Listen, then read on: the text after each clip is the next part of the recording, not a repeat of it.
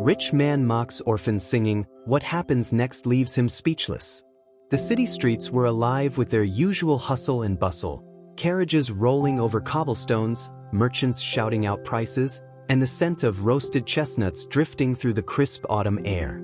Among the chaos, a small boy stood at the edge of the marketplace, his tattered clothes hanging off his thin frame, his face smudged with the dust of a long day. He was no stranger to these streets. This was his stage. Taking a deep breath, he began to sing. His voice was soft at first, barely heard above the noise of the city, but as he gained confidence, it soared, pure, clear, and filled with a longing that turned heads. People paused. A few lowered their voices, turning to watch the little street orphan sing his heart out. Some dropped coins into the rusty tin can at his feet, their expressions shifting from indifference to curiosity. But not everyone was impressed. A tall man, dressed in a crisp navy suit and polished leather shoes, stepped forward, sneering down at the boy. He was Edmund Hargrove, a man of wealth and reputation. A man who looked down on those who had nothing. And in this boy, he saw nothing but a nuisance. With a sharp laugh, he clapped his hands mockingly, the sound echoing through the marketplace. "Well, well," he said, his voice dripping with sarcasm, "what do we have here? A little street performer?" The boy's voice faltered. His song cut off abruptly, his body stiffening.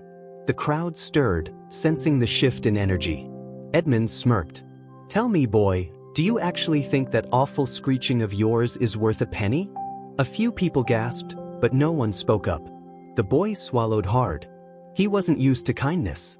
But cruelty? Cruelty was as familiar as hunger. Still, he refused to bow his head. "My singing puts food in my stomach," he said, voice steady despite the tremble in his small hands. "So yes, sir, I do." Edmund scoffed. "Food? That racket of yours wouldn't be fit for the ears of a proper gentleman. You should be grateful that I even stopped to listen." The boy clenched his fists. He had dealt with mockery before, but something about this man, the way he sneered like the very air around him was tainted by poverty, made something burn inside him. Edmund turned to the gathered crowd. "Look at him, thinking he can stand among us.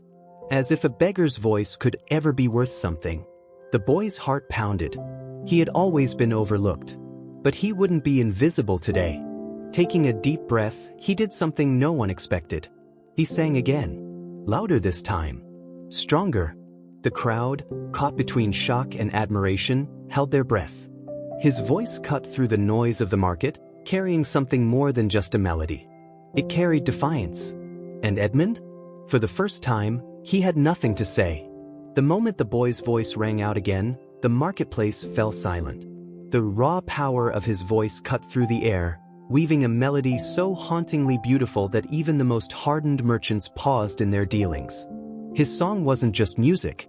It was a challenge. A declaration that he wouldn't be silenced. That he wouldn't bend to cruelty. And for the first time in his life, people were listening. Even Edmund Hargrove.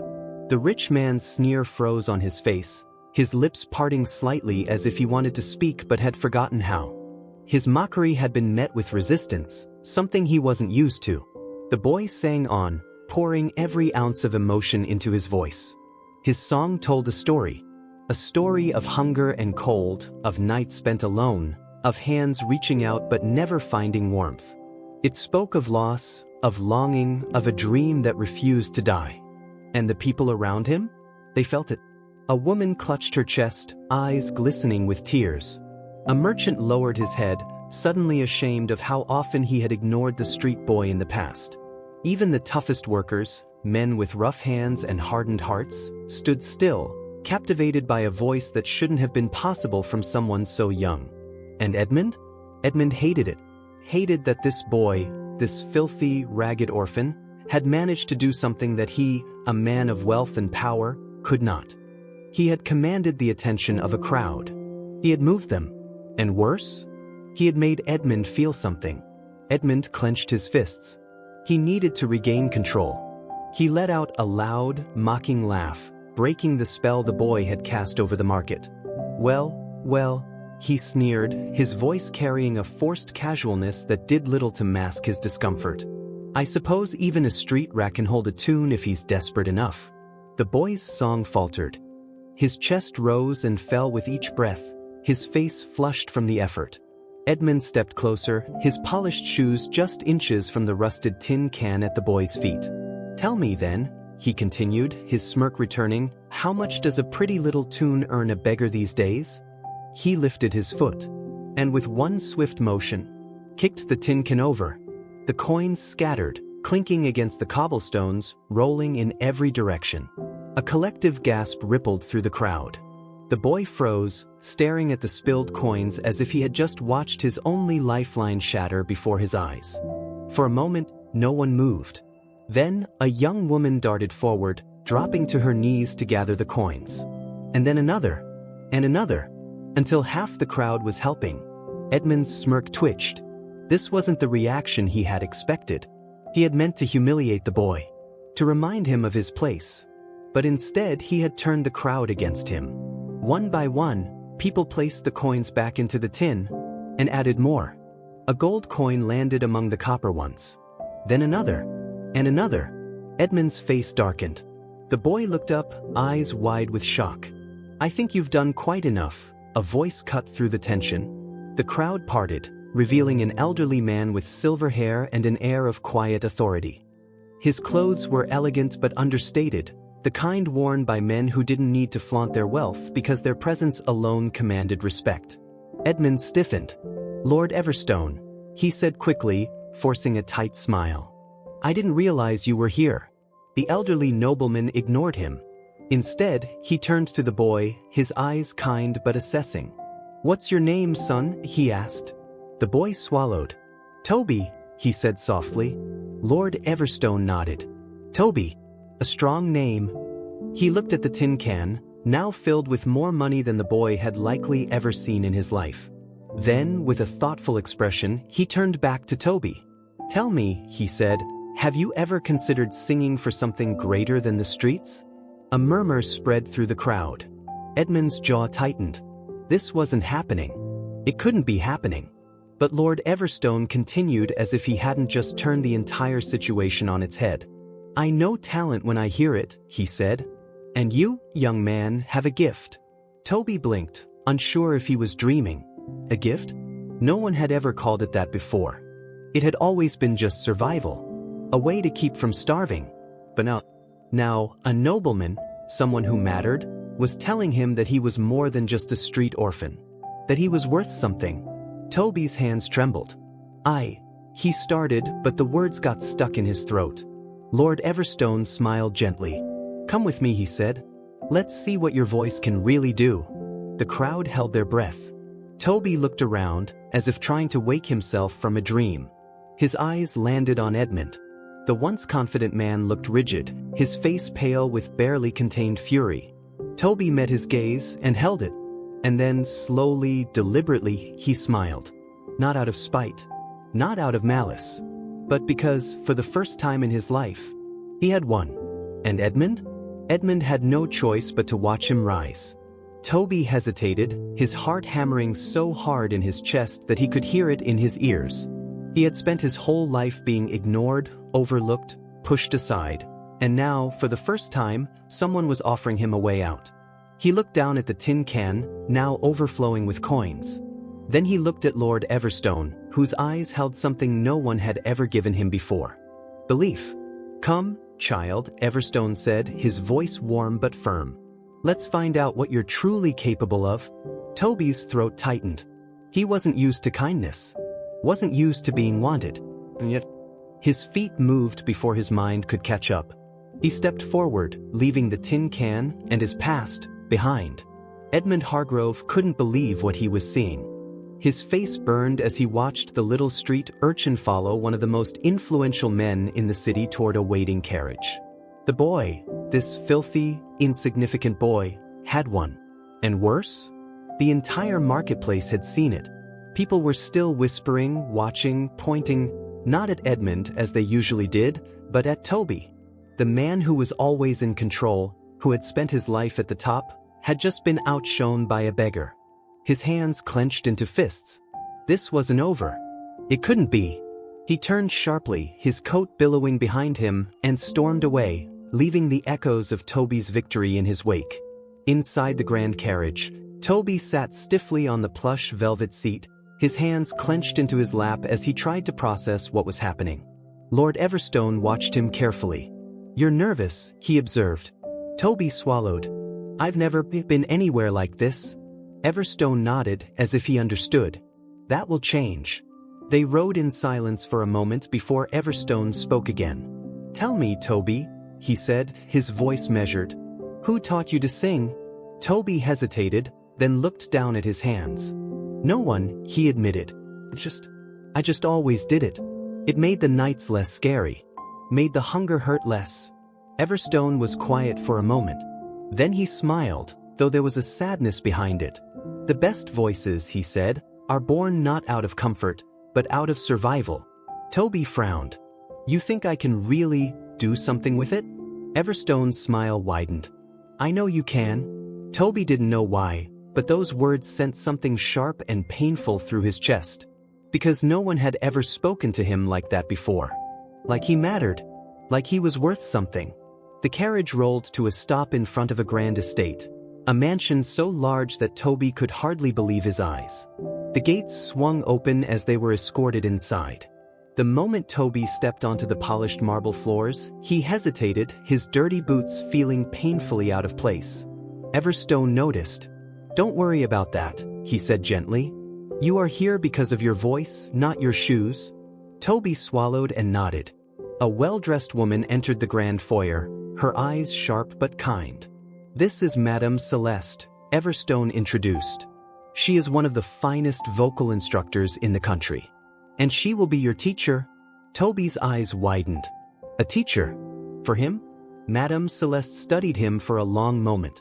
Then, in a crisp but approving voice, she said, "Sing for me, boy." Toby froze. "Sing? In this place?" His throat suddenly felt tight.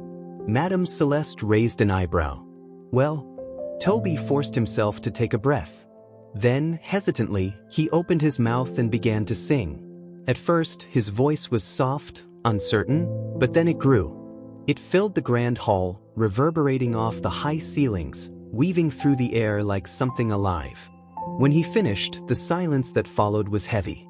Madame Celeste nodded slowly. Then she turned to Everstone. "The boy stays." Toby's life changed overnight. His days were filled with music lessons, vocal training, learning how to breathe, how to control his voice, how to shape it into something powerful. He struggled at first. He had never been taught anything before, never had someone expect something from him. But every time doubt crept in, he sang. And when he sang, he remembered the streets, the cold, the hunger, and he sang as if his life depended on it. Because in many ways, it still did. Months passed. One evening, Lord Everstone entered the music hall where Toby was practicing. "You've improved," he noted, watching the boy run through his vocal scales. Toby wiped sweat from his forehead. "I had to." Everstone chuckled. "Good answer." Then his expression turned serious. "There's a gala next week," he said.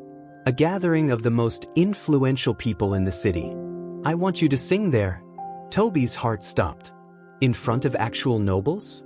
Lords? Ladies? I don't know if I'm ready," he admitted. Everstone tilted his head. "Do you believe your voice is worth being heard?" Toby swallowed hard. Then, with a quiet but unshakable certainty, he said, "Yes." Everstone smiled. "Then let's show them." The night of the gala arrived.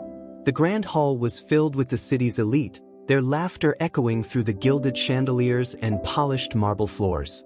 Edmund Hargrove was among them. Dressed in his finest suit, he sipped wine from a crystal glass, utterly unaware of what was about to happen. Then the room grew quiet.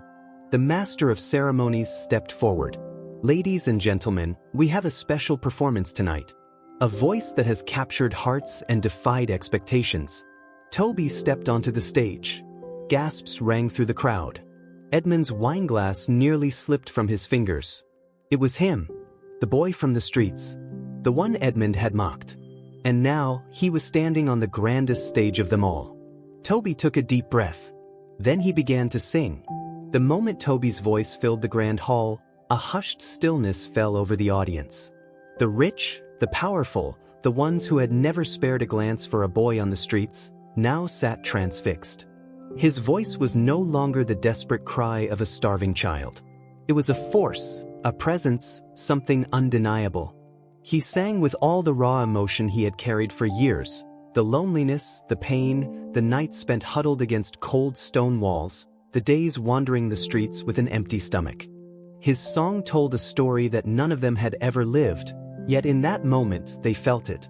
Eyes that had once passed him by with indifference now widened in astonishment.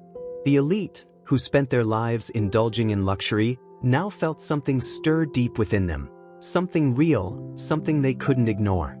A woman dabbed at her eyes with a silk handkerchief, while an elderly gentleman leaned forward, his mouth slightly open, as if trying to absorb every note.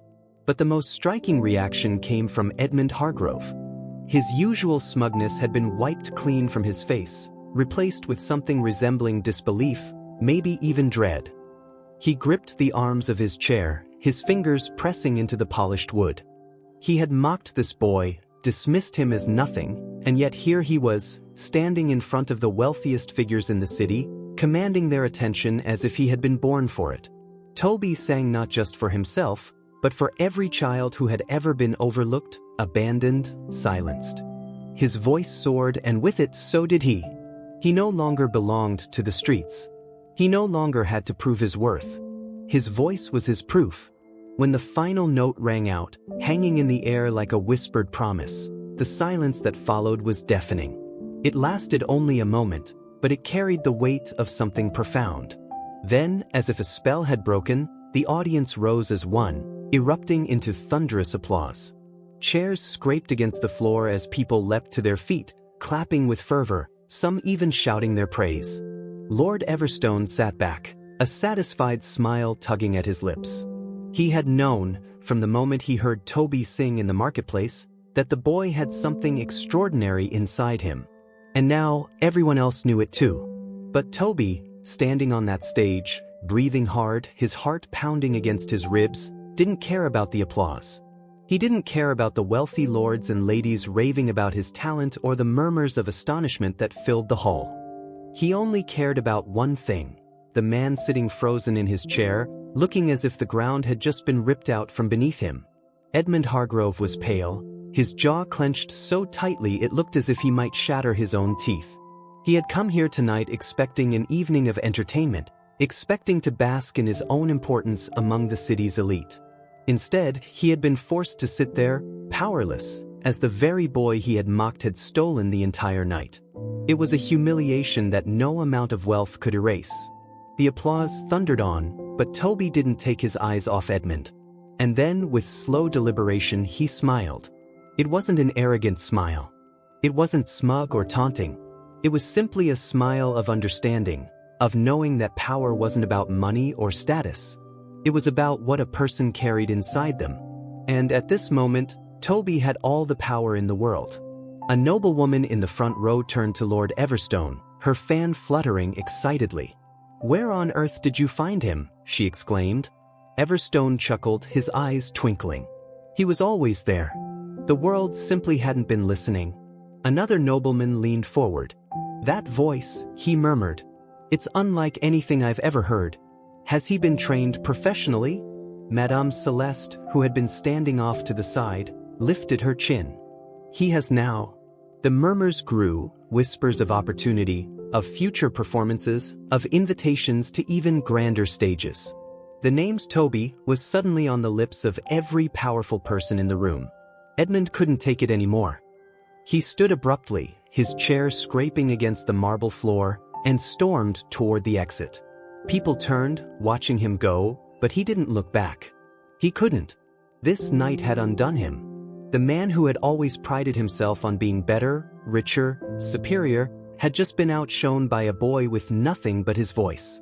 And he knew deep down that no matter how much wealth he amassed, no matter how many people he tried to control, he would never have what Toby had. As the applause finally began to die down, Lord Everstone approached the stage.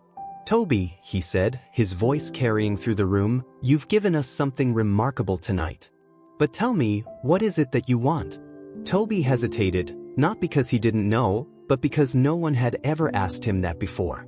He had spent his life simply trying to survive. He had never had the luxury of wanting something more. But now, standing here, looking out at the sea of faces who had heard him, who had truly seen him, he knew his answer. "I want to sing," he said, voice steady. "I want to sing for people who have never been heard. I want to make sure that no one is ever ignored the way I was." Lord Everstone's smile deepened. "Then you shall." The audience burst into applause again, but Toby barely heard it. Because in that moment he knew this was only the beginning. He had spent his life being voiceless, but now his voice was unstoppable. He wasn't just a street boy anymore. He was something more. And for the first time in his life, he belonged. As the applause continued, Toby stood at the center of the grand hall, feeling something foreign yet undeniable swelling inside him. A sense of belonging, of recognition, of purpose. He had spent his entire life being ignored, unseen, just another street child that people walked past without a second glance. But now, in this moment, he was the center of their world. The nobility whispered among themselves, their conversations carrying a new tone: admiration, curiosity, even a touch of envy. Toby had stepped onto this stage as a nameless orphan, but now he was unforgettable. His name, his voice, his presence had imprinted itself into their minds, and there was no taking it back. Lord Everstone placed a hand on Toby's shoulder, the warmth in his gaze unmistakable. "You have done something remarkable tonight," he said, his voice carrying the weight of someone who had witnessed history in the making. "And now we must decide what comes next." Toby blinked, suddenly realizing that the world beyond this moment was still wide, uncertain, and full of possibility. What came next? He had never dared to think that far ahead. He had always lived moment to moment, surviving day by day, never having the luxury of planning for the future. But now, for the first time, he could. Madame Celeste stepped forward, her sharp eyes assessing him with an intensity that made his stomach tighten. "With proper training, you could perform on the most prestigious stages in the world," she said, almost to herself. "Your voice is raw, untamed, but there is something there that cannot be taught. Something divine." A nobleman near the front chuckled, sipping his wine. "And what do you suppose we do with him, then? Adopt him into high society?" His voice was teasing, but there was an edge of intrigue behind his words. "Wouldn't that be something? A street boy turned gentleman, all because of a voice." The idea sent ripples through the audience. Toby stiffened, his fingers curling into his palms. He had never once wished to be like them. He had never craved their riches, their luxuries, their grand estates. What he had craved was dignity, respect, a chance to be seen and heard. "I don't want to be a gentleman," Toby said suddenly, his voice steady. The room quieted, eyes turning to him in surprise. "I don't care about riches or titles," he continued. "I only want to sing. I want to be heard, not just by people in grand halls like this, but by those who have nothing. I want to sing for them, so they know they aren't alone." A hush fell over the room, heavier than the applause that had filled it moments before. The nobility, so used to measuring worth in wealth and status, suddenly found themselves confronted by something they didn't understand. A person who wanted nothing from them but the chance to do what he loved. Lord Everstone chuckled, shaking his head in admiration. "Then you are wiser than most men twice your age, Toby." He turned to Madame Celeste.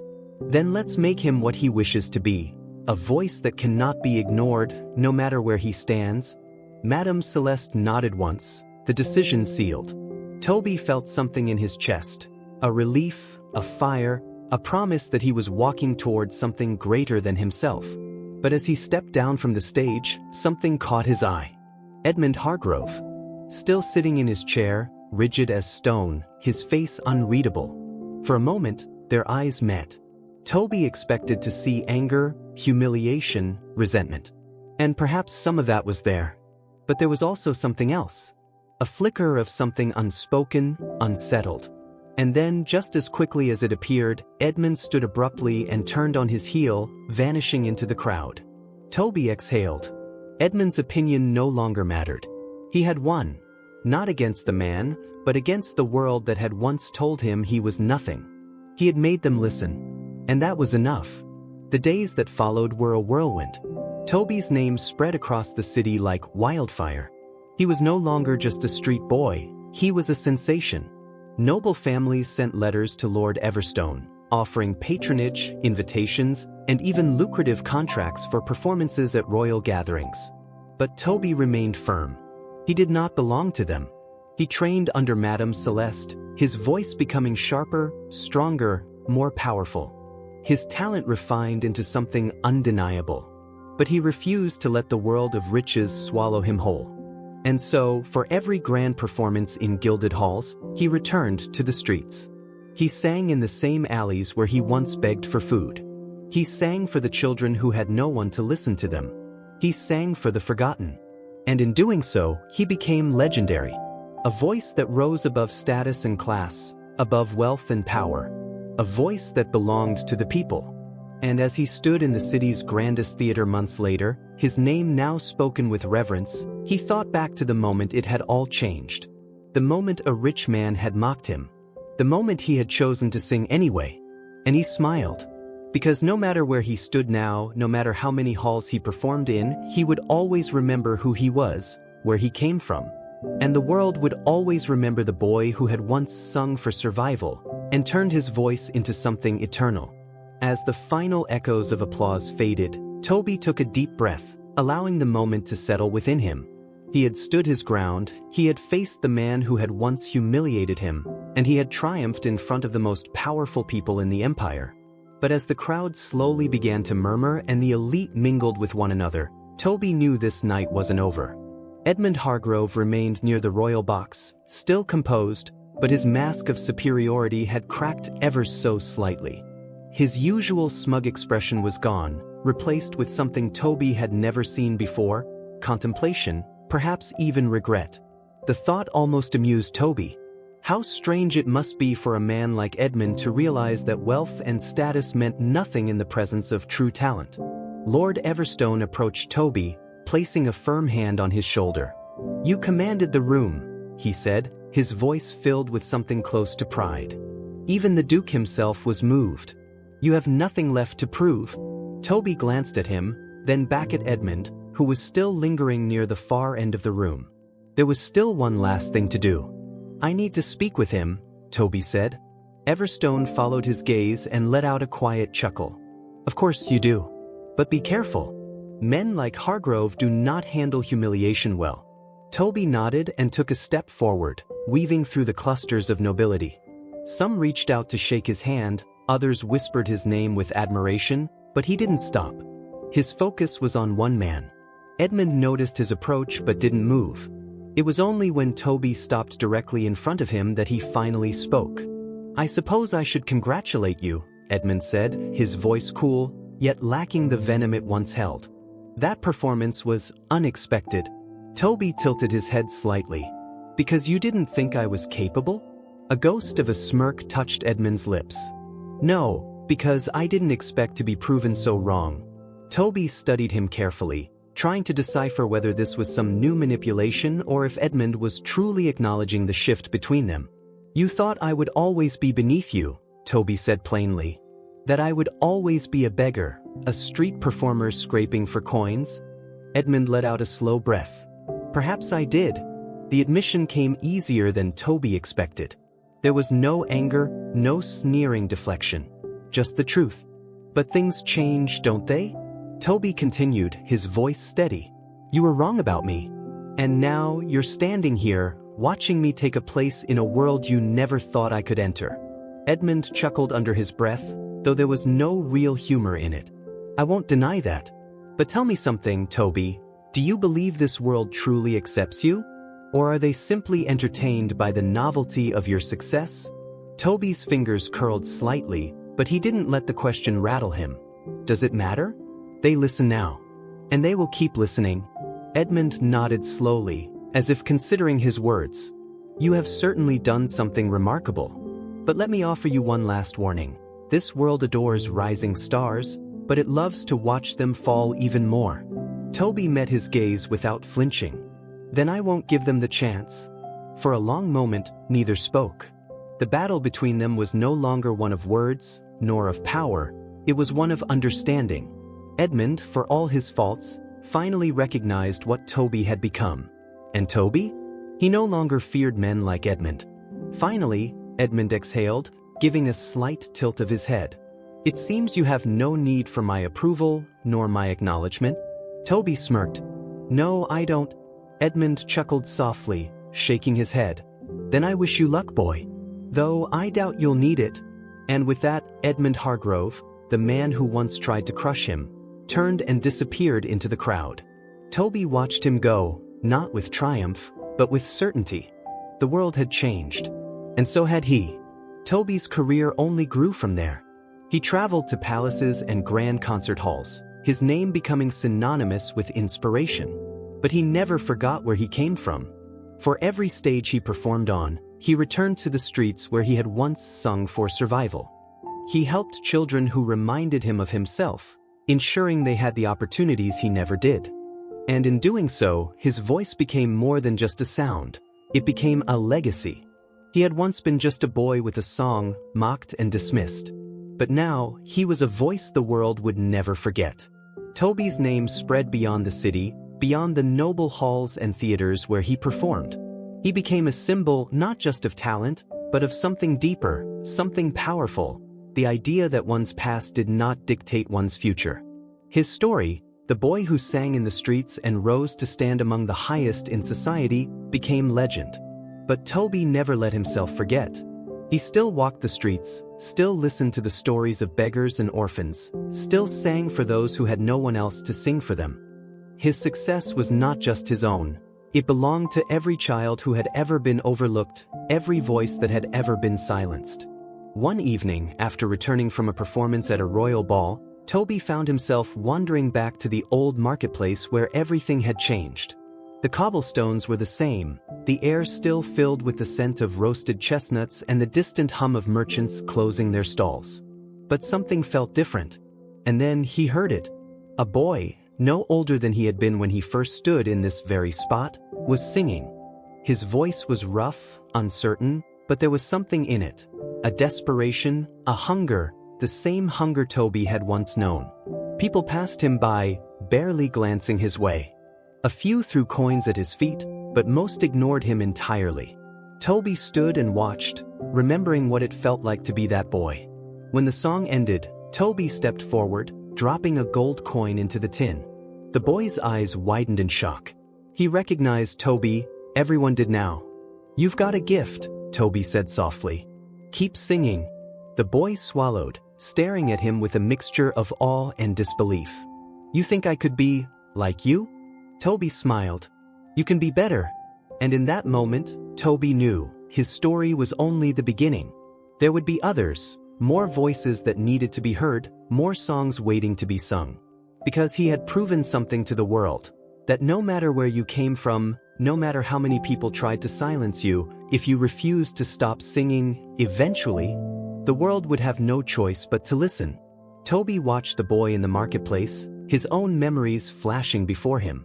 The cold nights, the hunger, the desperation that had once clung to him like a second skin. He saw himself reflected in the boy's wide eyes, in the way he clutched his tin can with quiet hope, waiting for someone to truly see him. Kneeling down, Toby met the boy at eye level. "What's your name?" The boy hesitated, as if the simple question was a test. "James," he finally whispered. Toby nodded. "James, you remind me of someone I used to know." James blinked. "Who?" Toby smiled. "Me." The boy's mouth parted slightly, his fingers tightening around the edge of his tin can. "But you're rich now. Famous?" Toby shook his head. "I wasn't always." He sat on the edge of the fountain near the marketplace, gesturing for James to join him. The boy hesitated but climbed up beside him, his small legs swinging over the edge. "I used to stand right here, in this very spot, singing for scraps. People walked past me every day, pretending I didn't exist." James lowered his gaze. "They do that to me too." Toby let out a quiet breath. "That's because they don't know what they're missing. But I do." James frowned. How? Toby tilted his head. Sing for me. The boy's eyes darted around nervously. But, no buts. Just sing. James swallowed hard. For a moment, Toby thought he might refuse. But then, just barely above a whisper, the boy started to hum. The sound was raw, unpolished, but Toby recognized the soul beneath it. It was the same kind of voice he had once possessed. A voice that carried pain, hope, and something unbreakable. Toby listened in silence, allowing the song to wrap around them, allowing James to pour whatever little strength he had into his voice. The boy sang with his whole heart, and even if his voice cracked, even if his notes weren't perfect, his spirit was undeniable. When James finished, he lowered his head. I know I'm not good enough. Toby let out a small laugh. Not good enough? James, you have something people spend years trying to find. You sing like you mean it. James looked up, uncertainty flickering in his gaze. Really? Toby nodded. And if you want it, if you really, truly want it, I'll make sure you never have to sing on the streets again. The boy stared at him, as if trying to decide whether to believe him or not. He had likely spent his whole life hearing false promises, hollow reassurances from people who would walk away and forget him the next day. But Toby wasn't like them. I was given a chance once, Toby said, glancing down at his own hands, remembering the moment Lord Everstone had found him.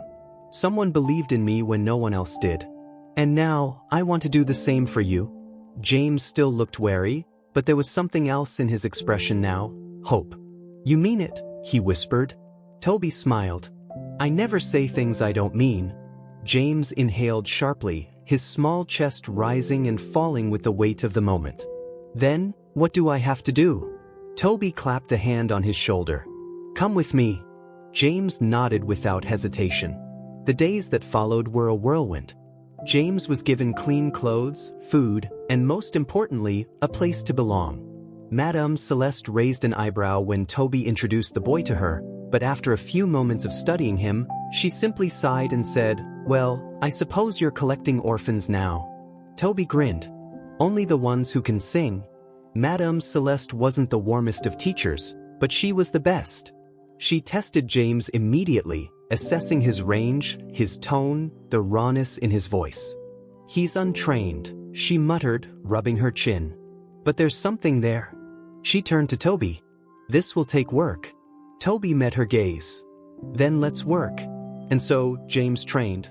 He woke up early every morning, practicing breath control, learning the intricacies of tone and pitch, pushing his voice further than he ever had before. At first, he struggled. There were nights when he wanted to quit, moments when frustration threatened to consume him. But Toby never let him give up. Because he remembered. He remembered the struggle, the doubt, the fear of believing he wasn't good enough. So when James faltered, Toby was there to remind him, You are better than you think you are. James held onto those words like a lifeline. And slowly, he got better. His voice became stronger, clearer, filled with something undeniable. And then, after months of training, Toby decided it was time. James was ready.